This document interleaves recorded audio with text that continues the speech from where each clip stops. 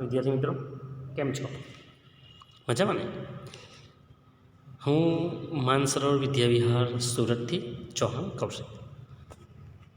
दोस्तों, आज हम कक्षा 8 में हिंदी विषय में कच्छ की सैर इस नए चैप्टर की शुरुआत करने वाले हैं, जिसके लेखक है हरीश ढोलकिया। तो पहले लेखक के बारे में थोड़ी जानकारी प्राप्त करें। कच्छ निवासी हरीश ढोलकिया अध्यापक थे, शिक्षक व आपकी पहचान बन गई है।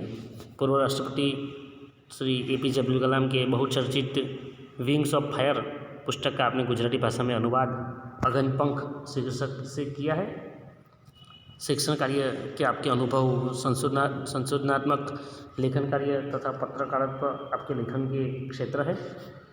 कच्छ मित्र में आप सुरखाब स्तंभ अंतर्गत लिखते हैं। आपका सृजन कार्य अंगद न पग, 400% आनंद तथा शिक्षण संबंधी गुजराती साहित्य लोकप्रिय है।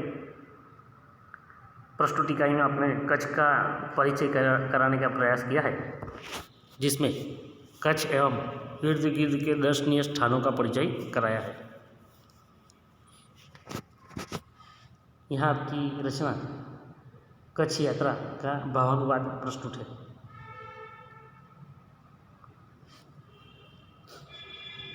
दोस्तों, ये एक यात्रा रूट है। देखो, यहाँ पर आप देख रहे होंगे, जो दोनों चित्र अलग अलग देख रहे हैं आप। देखते हैं, विशाल भारत में अनेक दर्शनीय प्रांत है। दर्शनीय मतलब देखने लायक, और प्रांत मतलब अलग अलग जगह, अलग अलग राज्य। विशाल भारत में अनेक दर्शनीय प्रांत है। सबका अपना महत्व एवं सौंदर्य है। हर एक प्रांत का और हर एक दर्शनीय स्थान का एक महत्व है और सौंदर्य भी है।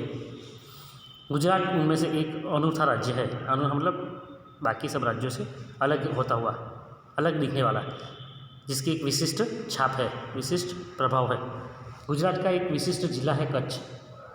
भारत बहुत बड़ा देश है, उसमें गुजरात एक दर्शनीय स्थान है, प्रांत है, लेकिन उसमें भी वापस कच्छ एक विशिष्ट जिला है, जो गुजरात का अत्यंत रमणीय प्रदेश है।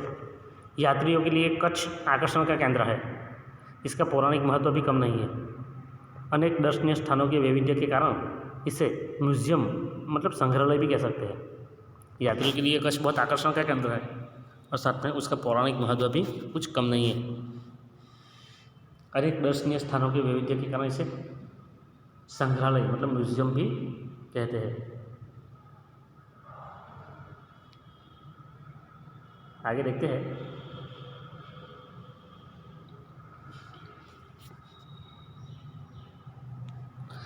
कच्छ में प्रवेश करते ही हमें रेगिस्तान के 2 भाग देखने को मिलते हैं। ऐसे भी कच्छ रेगिस्तान से बहुत मशहूर है। एक छोटा रेगिस्तान और दूसरा बड़ा रेगिस्तान। इन दोनों में रेगिस्तान जैसा कोई लक्षण नहीं दिखाई देता। रेत कहीं नज़र नहीं आती। अंततः यह अनूठा रेगिस्तान है। ऐसे तो सब लोगों के मन में यही ख्याल रहता है कि रेगिस्तान है तो रेत होगी, चारों तरफ चारों ओर रेत रेत नज़र आती होगी, लेकिन यहाँ पर कुछ ऐसा नहीं है। यह अनूठा रेगिस्तान है। सामख्याली को हम कच्छ का प्रवेश द्वार कह सकते हैं। कच्छ की यात्रा यहीं से आरंभ होती है। कच्छ की यात्रा यहाँ से आरंभ होने के कारण हम सामख्याली को कच्छ का प्रवेश द्वार कह सकते हैं। यहाँ से उत्तर दिशा की ओर यात्रा का प्रारंभ होता है। प्रारंभ होना मतलब शुरुआत होना। यहाँ से उत्तर दिशा की ओर यात्रा का प्रारंभ होता है। रापर से धोलावीरा पहुँचते ही हमारी प्राचीन संस्कृति मोहनजोदड़ो का स्मरण हो जाता है। यह स्थान 5000 वर्ष के अवशेषों का अंग है, मतलब 5000 साल पुराना यह शहर है, यह स्थान है। इस प्राचीन नगरी के दर्शन से ही हम चकित रह जाते हैं। हमें प्राचीनता में आधुनिकता के दर्शन होते हैं। देखो, यहाँ पर एक बात गौर करने लायक है कि हम इस प्राचीन नगरी के दर्शन करते ही चकित रह जाते हैं, क्योंकि हमें प्राचीनता में आधुनिकता के दर्शन होते हैं। आधुनिकता मतलब पुराने ज़माने में भी आज के ज़माने जैसा काम हमें देखने को मिलता है, कार्य।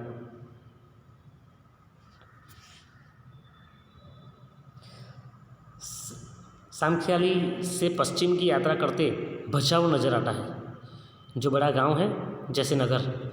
बचाओ वहाँ से, वहाँ पर क्या बहुत बड़ा गांव है, जैसे कि वो कोई नगर हो, कोई शहर हो, वहाँ से गांधीधाम, वहाँ से गांधीधाम औद्योगिक कारखानों का शहर है।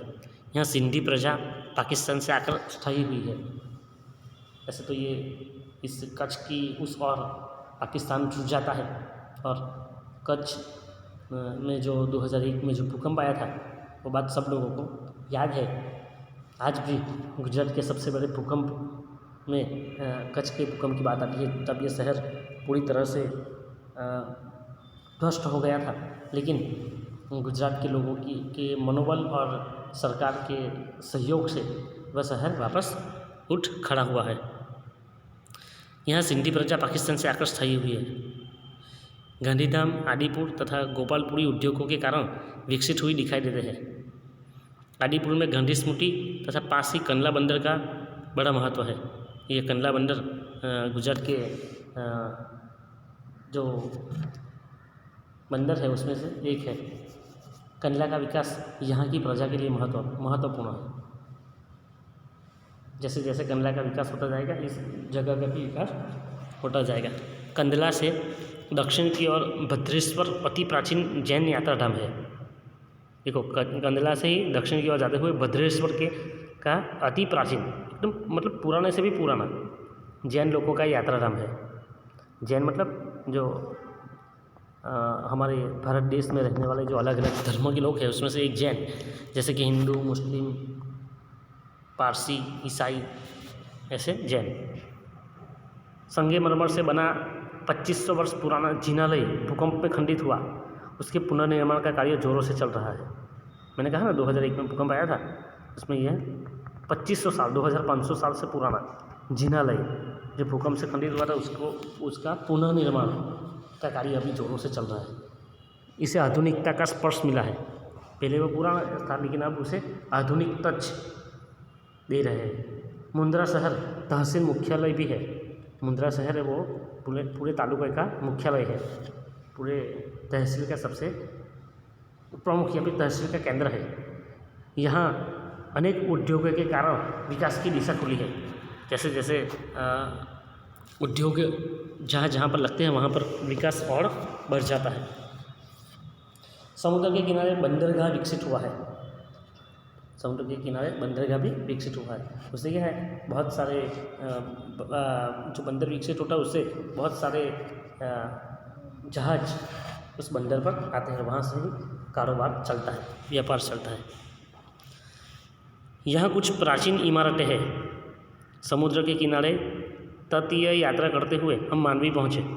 यहाँ पर कुछ पुरानी इमारतें भी है और समुद्र के किनारे तटीय यात्रा करते हुए मतलब किनारे किनारे चलते चलते हम मांडवी पहुँचे। मांडवी अति सुंदर बंदरगाह है, बड़ा प्राचीन नगर है। यह शहर राजा के महल, पवन चक्कियों तथा समुद्र तट के कारण अधिक दर्शनीय बना है। ये जो मांडवी जो काफ़ी पुराना है शहर है, वहाँ का प्राचीन नगर है, लेकिन वहाँ पर राजा के महल, पवन चक्की तथा समुद्र तट के कारण वो और भी दर्शनीय मतलब देखने लायक बन जाता है। अधिक मतलब ज़्यादा, और दर्शनीय मतलब देखने लायक, देखने योग्य, देखने जैसा। यहाँ VRTI ग्राम्य संस्था है। 72 जिनालय है। पास ही बिडेदा गांव में अंतर्राष्ट्रीय अस्पताल है। मांडवी से आगे चलते डुमरा, कोठीरा, सुधरी और जोखो महत्वपूर्ण गांव है। जैनों का प्राधान्य यहाँ नजर आता है। नलिया शहर तहसील का केंद्र है। यहाँ वायुसेना का मुख्य अड्डा है। वायुसेना मतलब हमारे देश की जो 3 सेना है ना, नौसेना, वायुसेना और थल सेना, तो उसमें से ये वायुसेना का यहाँ पर मुख्य अड्डा बना। मतलब यहाँ पर उनका बहुत बड़ा जैसे वो अलग अलग उनके जैसे थल सेना का एक सेंटर होता है मुख्य अड्डा, वैसे यहाँ पर वायुसेना का है। नलिया से एक घंटे की यात्रा करने के बाद नारायण सरोवर अति प्राचीन पौराणिक धार्मिक स्थान आता है। नलिया से एक घंटे की यात्रा करने के बाद जो नारायण सरोवर है वो अति प्राचीन मतलब पुराने से ही पुराने समय का पौराणिक सदियों से चलता हुआ धार्मिक स्थान है।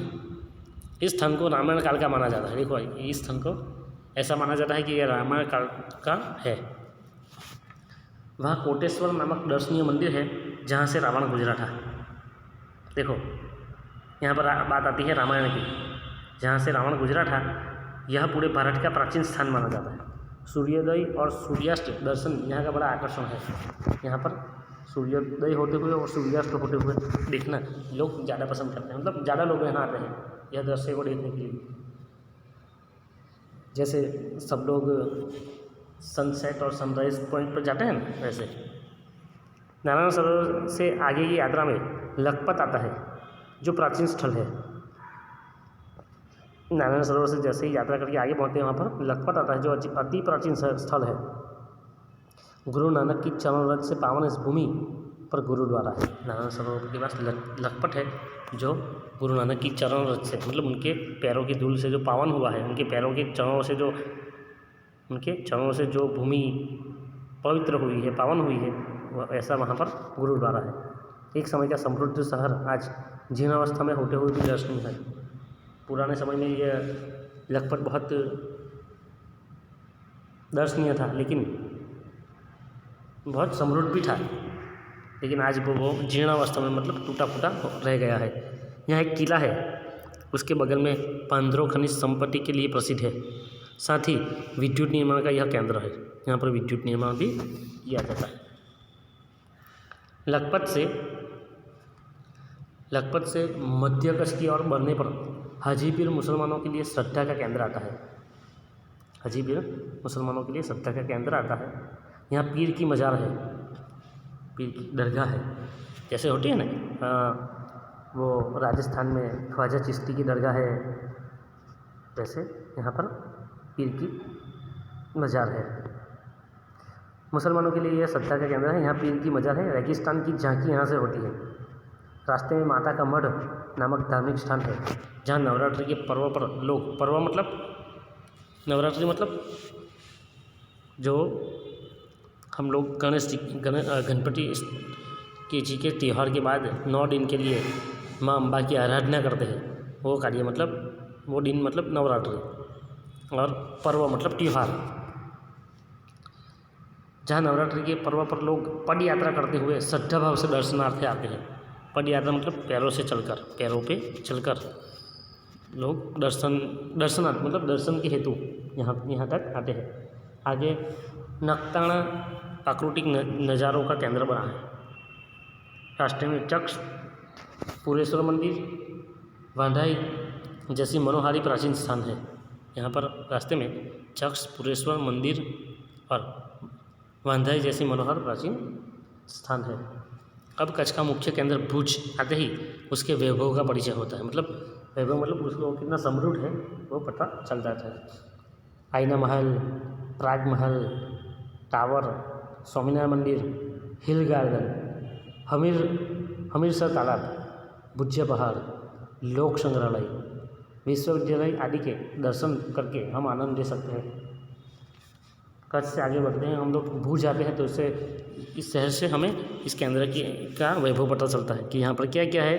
ठीक है, आईना महल है, प्राग महल है, टावर है, स्वामीनारायण मंदिर है, हिल गार्डन है, हमीरसर तालाब है, भुज्य पहाड़, लोक संग्रह और विश्वविद्यालय आदि के दर्शन करके हम आनंद ले सकते हैं। इतना अच्छा है। सन 2001 के भूचाल ने इसे खंडित किया तो लोगों ने उसे नए स्वरूप में पुनः निर्माण करके और सुंदर शहर बना दिया।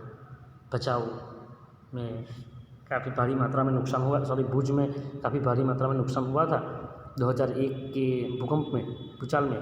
तो उसके बाद वहाँ के लोगों ने एक होकर इसे नए स्वरूप में पुनः निर्माण किया और यह शहर फिर से और पहले था उससे भी सुंदर बना दिया गया।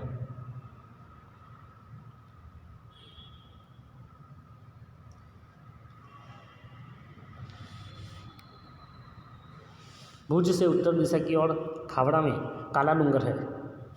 पहाड़ पर चढ़कर रेगिस्तान की झांकी करना एक अनूठा अनुभव है। अनूठा मतलब विशिष्ट अनुभव है।